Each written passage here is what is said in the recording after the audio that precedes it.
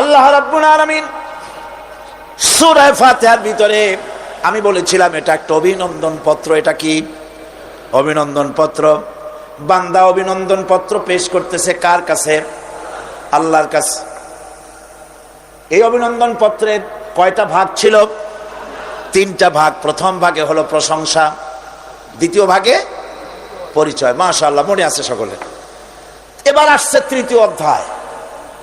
এবার মূল দাবি, প্রশংসা করেছি, পরিচয়ও দিয়েছি, আমরা তোমার বান্দা। এবার প্রশ্ন হচ্ছে চাও কি? পরিচয় তো শুনলাম, চাও কি? আল্লাহ রাব্বুল আলামিন আমাদেরকে শিখায় দিলেন কত বড় মেহেরবান তিনি, কত দয়ালু তিনি। তার কাছে চাওয়ার ভাষাটাও তিনি আমাদের শিখাই দিলেন। জনগণ সুবহানাল্লাহ। রব্বুল আলামিন আমাদের শিখালেন এভাবে চাও, ইহদিনাস সিরাতাল মুস্তাকিম সিরাতাল্লাযীনা আন'আমতা আলাইহিম গায়রিল মাগদুবি আলাইহিম ওয়ালাদ-দাল্লিন। আয় আল্লাহ, ইহদিনাস সিরাতাল মুস্তাকিম, একটা রাস্তা চাই, সহজ সরল সঠিক একটি পথ চাই তোমার কাছে। সেই পথটা চাই যে পথ হচ্ছে নিয়ামত প্রাপ্তদের, অভিশপ্ত এবং পথভ্রষ্টদের পথ নয়। যে পথ নিয়ামত প্রাপ্তদের, ওই ধরনের একটা পথ আমরা চাই। পথ দেখাবার মালিককে কোরআনে কারীম বলছে, আল্লাহ রাব্বুল আলামিন বলেন, ওয়া আলাল্লাহি কাসদুস সাবিলি ওয়া মিনহা জাইরুন ওয়ালাউ শাআ লাহাদাকুম আজমাইন। ওয়া আলাল্লাহি কাসদুস সাবিল, সোজা রাস্তা বলে দেওয়ার দায়িত্ব আমি আল্লাহর। সোজা রাস্তা বলে দেওয়ার দায়িত্ব কার? তিনি বলছেন বলার দায়িত্ব আমার, সোজা রাস্তাটা আমি বলে দেব।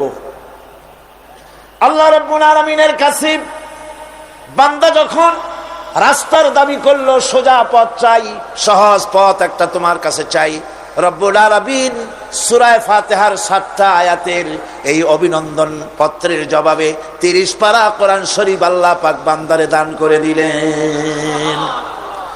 জবাবে বলে দিলেন, ওয়া আনি'বুদুনি হাযা সিরাতুম মুস্তাকিম। সোজা রাস্তাটা হলো আমার আনুগত্য, আমার গোলামি, আমার দাসত্ব। এটাই হলো সোজা রাস্তা। এই সোজা রাস্তাটা আমি বলবো। রাস্তা তো অনেক হতে পারে, কিন্তু সোজা রাস্তা বলে দেওয়ার দায়িত্ব কার? আল্লাহ পাক।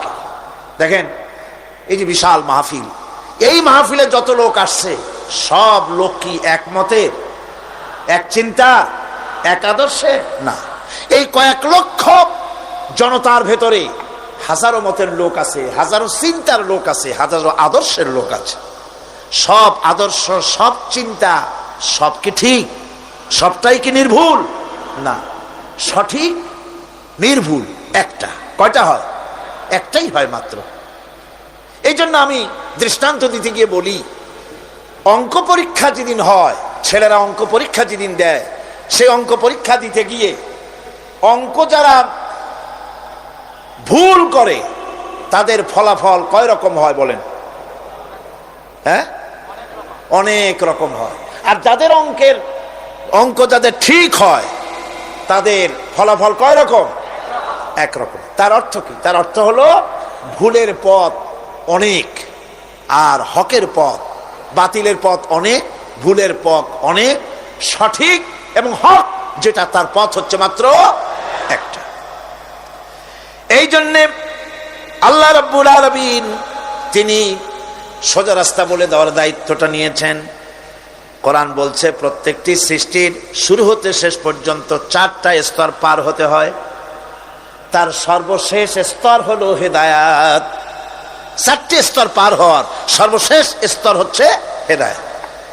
আল্লাযী খালাকা ফাসাওয়া ওয়াল্লাযী কাদ্দারা ফাহাদা।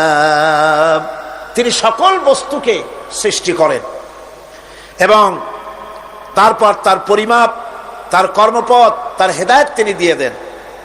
তার মানে হচ্ছে তিনি সৃষ্টি করেন, সামঞ্জস্য রাখেন, পরিমাপটা ঠিক করেন এবং পথের নির্দেশ দেন। সৃষ্টি করেই ছেড়ে দেন না, তার হেদায়েত দিয়ে দেন, তার পরিমাপটা ঠিক করেন, সামঞ্জস্য করেন। কিরকম? দেখুন, আপনি যখন দাঁড়ান তখন আপনার পায়ের উপরে হাঁটু থেকে হাঁটুর নিচের যে অংশটা পা পর্যন্ত, ওইটাকে কি কয়? পা, নলা। এই তো ঠিক বলছেন, নলা। আপনারা আমাকে সাহায্য করবেন যেখানে আমি আটকে যাই। নলা, এই নলাটা পায়ের সেন্টারে যদি রাখা হতো, বোঝেন ভালো করে, পায়ের সেন্টারে এই জায়গাটা, এটা ধরুন পা, এই জায়গাটায় যদি হতো পায়ের নলাটা, হয় সিটায় পড়তেন, না হয় ফুটোয় পড়তেন। আল্লাহ পাক বলছেন শুধু সৃষ্টি করি না, সামঞ্জস্য এবং পরিমাপ ঠিক করি। মাপ মতো পাটা সামনে গোড়ালির কাছে নলাটা বসায় দেওয়া হয়েছে, যাতে আপনি চিত না হন, ভুটো হয়ে না পড়েন। সুবহানাল্লাহ কইতে ইচ্ছা করে না? এই নলাটা যদি আঙ্গুলের দিকে আসতো আর পাটা যদি পিছনের দিকে বেশি অংশ থাকতো, যতই সামনে হাঁটতেন ততই পিছনে চলে যেতেন। ভূত নাকি, ভূতের পা থাকে নাকি পিছনের দিকে, বলে লোকেরা, আমি দেখি দেখি নেই। ভূত নাকি সামনে আগাতে গেলে পিছনে চলে যায়। এ পায়ের সামঞ্জস্যটা, অনেক কথা বলবো না, দুই একটা দৃষ্টান্ত দেব, তাতেই বুঝে ফেলবেন। আল্লাহ পাক বলেন শুধু সৃষ্টিই করি না, তার সামঞ্জস্য এবং পরিমাপকে ঠিক করে দেই। মুরগির বাচ্চা ডিমের থেকে বেরোয়, তারে যদি ওর মায়ের শুদ্ধ যদি আপনি ফালায় দেন, পানির মধ্যে ডুবে মরে যাবে। আর ওর মার চিৎকারের চোটে সারা গ্রামের মানুষ এক জায়গায় হবে। আর হাঁসের ডিম থেকে বাচ্চা বেরোলে সেই বাচ্চা আর মা বাবা দুজনকেই ফালায় দেন পানির মধ্যে, সাঁতরায় উঠে আসবে। ঠিক কিনা? কে শিখালো সাঁতার? কে শিখালো? শুধু সৃষ্টিই করেন না, আল্লাহ পাক সৃষ্টি করেন, সামঞ্জস্য এবং পরিমাপকে ঠিক করেন এবং তাকে পথের নির্দেশ দেন। এটা হলো সর্বশেষ, সৃষ্টি করে ছেড়ে দেন না। যেমন কোরআনে কারিমে হযরত ইব্রাহিম আলাইহিস সালাম তিনি তার সম্প্রদায়ের সাথে যে কথোপকথন করেছিলেন, বিষয়টি আল্লাহ পাক কোরআনে কারিমের মধ্যে কোট করে দিলেন।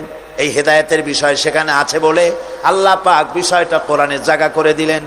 ওয়া ইয ক্বালা ইব্রাহিমু লিআবিহি ওয়া কওমিহি ইন্নানি বারাউম মিম্মা তা'বুদুন ইল্লাল্লাযী ফাতারানি ফাইন্নাহু সায়াহদিন।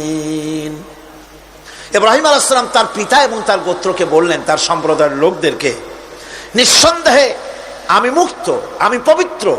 তোমরা যেসব জিনিস দিয়ে যেসব এর ইবাদত করো, গোলামি করো, আনুগত্য করো, আমি তার থেকে পবিত্র। আমি তো শুধু ইবাদত করি, গোলামি করি সেই স্রষ্টার, যিনি আমাকে সৃষ্টি করেছেন। আমার সম্পর্ক শুধুমাত্র সেই সত্তার সাথে যিনি সৃষ্টি করেছেন। আল্লাযী খালাকানি ফাহুয়া ইয়াহদিন, যিনি আমাকে সৃষ্টি করে শুধু সৃষ্টি করেন নাই, আমাকে হেদায়েত দিয়েছেন, আমাকে পথের দিশা দিয়েছেন। ওয়াল্লাযী হুয়া ইউতঈমুনি ওয়া ইয়াসকিন, যিনি আমাকে সৃষ্টি করেছেন, তিনি হেদায়েত দিয়েছেন।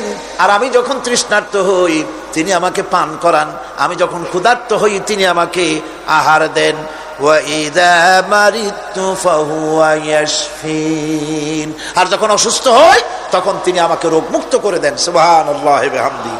তাহলে কি হলো? অর্থাৎ যে প্রতিপালক, তার প্রতিপালন পদ্ধতি আমার সকল প্রয়োজন মিটান, যিনি আমাকে পান করান, আহার করান। অসুস্থ হলে যিনি আমাকে সুস্থ করেন, হেদায়েতের কামটা তিনি আরেকজনের জন্য রাখেন নাই, তিনি আমার হেদায়েতের ব্যবস্থাও করেছেন। ভাইরা আমার, আল্লাহ রাব্বুল আলামিন শুধু সৃষ্টি করেন নাই, সৃষ্টি করে হেদায়েত দিয়েছেন, মানুষকে হেদায়েতের রাস্তা বলে দিয়েছেন। সঠিক পথ কোনটি, সেই পথের কথাও তিনি পরিষ্কার করে বলে দিয়েছেন। এই জন্য আল্লাহ পাক বলেন, কোরআন মাজিদ হেদায়েতকে বিরাট দান বলে ঘোষণা করেছে। মানুষের জন্য যে হেদায়েত আল্লাহ দিয়েছেন তা সবচাইতে বড় দান। জোরে কোন সুবহানাল্লাহ। ইন্না খালাকনাল ইনসানা মিন নুতফাতিন আমশাজিন নাবতালিহি ফাজআলনাহু সামিআম বাসীরা। আমি মানুষের মিলিত শুক্র দ্বারা নুতফা দিয়ে আমি মানুষ সৃষ্টি করেছি এবং তাকে একে একে বিভিন্ন স্তর পার করেছি। তাকে শ্রবণ শক্তি দিয়েছি, তাকে দর্শন শক্তি দিয়েছি। ইন্না হাদাইনাহুস সাবিলা ইম্মা শাকিরান ওয়া ইম্মা কাফুরা। নিশ্চয়ই আমি তাদেরকে তাদের কর্মপন্থা প্রদান করেছি, আমি তাদেরকে হেদায়েত দিয়েছি, চলার পথের দিশা দিয়েছি। এখন ইচ্ছে করলে সে কৃতজ্ঞ হতে পারে, ইচ্ছে করলে অকৃতজ্ঞতার পথও অবলম্বন করতে পারে। আমি তাকে হেদায়েত দিয়ে দিয়েছি, পথ দেখিয়ে দিয়েছি। ডান এবং বাম দুটি রাস্তা আল্লাহ পাক দেখিয়ে দিয়েছেন। আসহাবুল ইয়ামিন, আসহাবুশ শিমাল, একটা ডানপন্থী আর একটা বামপন্থী। আমাদের দেশে কিছু লোক আছে নাম মুসলমান, কিন্তু বলে যে আমরা বামপন্থী আন্দোলন করি, অথচ সমস্ত ডানপন্থীদের জায়গা হবে জান্নাতে যদি জান্নাতের আমল করতে পারে। ডানপন্থীদের নেতা হচ্ছেন দুনিয়ার সমস্ত পয়গম্বরেরা, আর বামপন্থীদের নেতা হলো শয়তান। বামপন্থীদের নিয়ে শয়তান যাবে কিয়ামতে জাহান্নামে। আল্লাহ পাক রাস্তা বলে দিয়েছে। আল্লাহ রাব্বুল আলামিন বলেন, আলাম নাজআল লাহু আইনাইনি ওয়া লিসানান ওয়া শাফাতাইন ওয়া হাদাইনাহুন নাজদাইন। আমি কি তোমাদের দুটি চক্ষু দেইনি, দেখার জন্য দুটো চোখ দেই?